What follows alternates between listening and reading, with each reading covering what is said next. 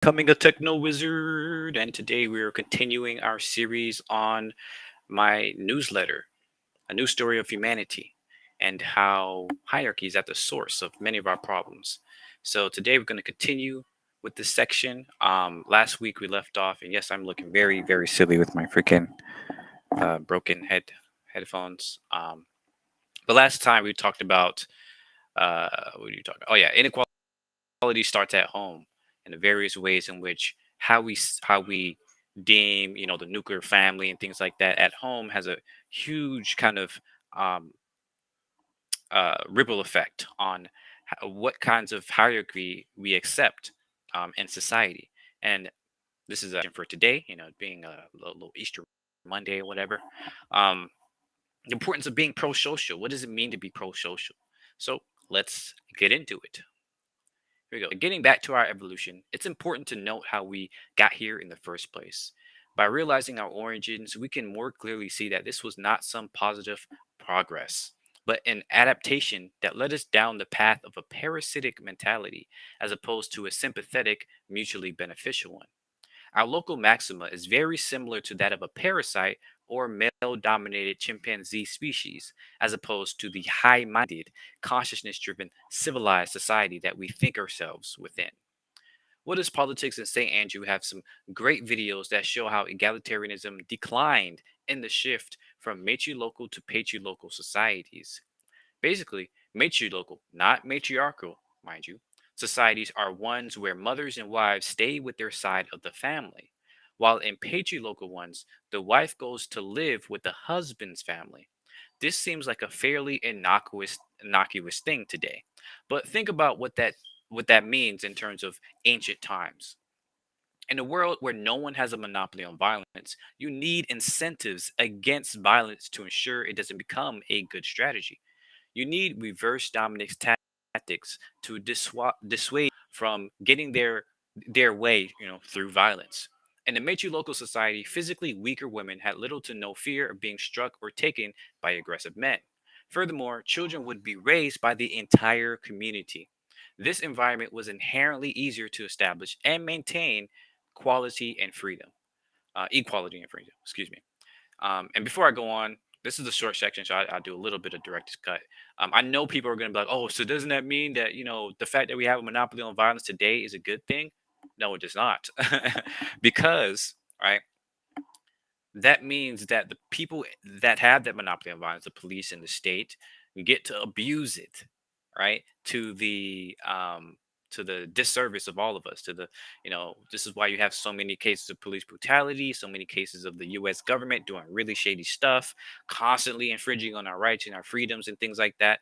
The very idea that we have some rights and we depend on the government to protect those rights is seriously problematic, because who are we protecting it from? We're protecting it from the government itself, right? This is the problem of having a government in the first place, is that you have to somehow protect it, use it to protect it from itself, right? And somewhat, democracy is better at doing that than monarchy and things like that. But it's not better than egalitarianism, right? It's not the best thing we can do. Let's continue. But in a patriarchal society, the first needs to be a reason why, or should I say there first, needs to be a reason why women would even want to leave the protection of their family to live with the husband, whereas males regularly would leave their families to go find ready women. Therefore, the practice of selling women for cattle or other resources only took root in groups that were already geared towards hierarchy rather than equality. Further, when the wife goes to live with the husband's family, she is now suddenly surrounded by people who don't know her. If her husband ever abuses her, she has to hope they punish or stop him. Most don't. In fact, many men who were usually brothers, uncles, and fathers in these types of communities realize that they can force the women to do what they want with little to no consequences. This is the seeds of patriarchy. All right. And this is very important for people to realize. Like, people think that, oh, patriarchy is natural in the human condition, but it's really not. Right. As we stated before, humans evolved to be fairly egalitarian, right? To be fairly equal between the sexes. If patriarchy was always a norm, then males would be bigger than females, right? In our society, just like many other mammals who are kind of dominant, who are male dominated, their males are 100 to 150, even 200% bigger than the females, right? But in humans and the other mammals that are more egalitarian, that's not the case, right? So that shows you that patriarchy and male dominance was not the norm for most of human evolution. So what changed? This is what changed, right? Some of these societies, some of these egalitarian cultures, ranged in how egalitarian they were, and the ones that started doing like cattle breeding, farming, things like that, they started to have more and more societies that were geared more towards male strength, right, in order to uh, have more resources and things like that. But let's continue. In these communities, they can have harems, force their women to continuously have more children. This is a super important point, and thus grow their community faster than an egalitarian group where women could choose for themselves when or how often they'd reproduce. It's classic natural selection. Evolution doesn't care about ethics. I said R, goodness. Doesn't care about ethics, consent, or even consciousness. Patriarchal societies breed patriarchy, and patriarchy breeds faster. So, of course, we'd have more patriarchal societies today, even though the quality of said births were nowhere near as healthy as matrilocal ones, they still could outnumber them, right? This is super important, right? This is evolution. This is evolution. It's not about being better, right? It's about who reproduces more and how many of those things that reproduce, the offspring that are come up, reproduce themselves, right? It's so it doesn't really matter whether or not we're smarter, stronger, anything. No, all that matters is whether or not you reproduce more.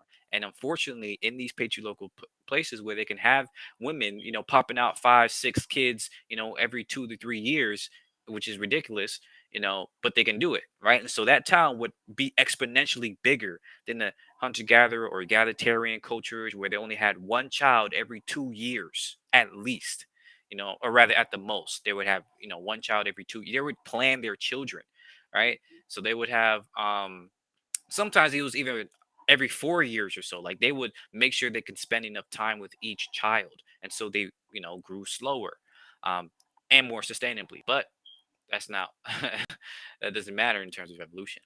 And of course, because they are more violent, they could usually innovate on weaponry or resource hoarding techniques more than anyone else.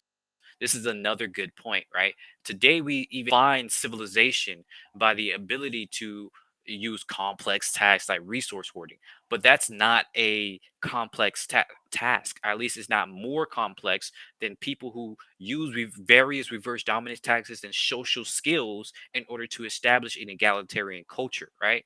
That is extremely socially complex.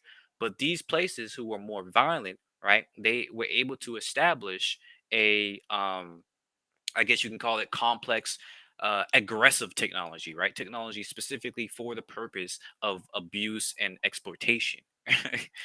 And this is a fine distinction between types of progress. You can clearly see this shift away from equality and freedom towards domination tactics. And if the FCC theory is correct, this also explains why our very ability to communicate has steadily declined. Because if people can just get what they want through domination tactics, why bother with clear, concise, inclusive language? You can just bash people on the head with wealth, authority, political power, celebrity influence, or even using language itself, memes, comedy, and meaningless debates as a weapon instead of a tool for communication. And we can point out so many examples of this today, right? This is goodness. Even if FCC is wrong, though it will be important to see why it's wrong and in what ways, it is almost certain that being so played some critical role in our evolution. Therefore, any environments we create for ourselves that reinforce antisocial behaviors inherently run counter to our strengths as a species. Creating societies in which reinforce antisocial behaviors evolves us in a direction that we probably will not enjoy as historically social creatures. Some may call this de-evolution, but either way, it's bad news. If you look up antisocial behavior or antisocial personality disorder, you will see that it is characterized by a disregard for the rights of others. Antisocial actions are those that harm or lack consideration for the well-being of others, as defined in the well-cited Wikipedia page. Of course, disorders and such are usually relative to the society you are in. But I like to point out how much of our entire modern day society normalizes antisocial behaviors, especially compared to egalitarian societies that were extremely pro social. Furthermore, it's a well known fact that things like narcissism have become the norm today. Renowned clinical psychologist Dr. Ramani, please go check out her YouTube channel, it's fantastic, points out how if you wanted to create a breeding ground for narcissism, you couldn't do a better job than modern day Western society. There are probably far more mental health problems that arise from an increasingly antisocial society. But again, that's the discussion for another day. So, yeah, that was this section. I hope this has shown some folks the importance of being pro social and how our current society is terribly terribly antisocial. And I could have gone into way other aspects of this, but yeah, that's it for now. I'm super excited to get into this next section, the environment of freedom. We talk about that a lot in America, freedom, freedom. But what does that actually mean? What does that look like, right? So we'll get into that next week or tomorrow, actually. Sorry, yeah, tomorrow. And yeah, thanks for watching. Thanks for listening. Let me know your thoughts and let's have a discussion in the comments.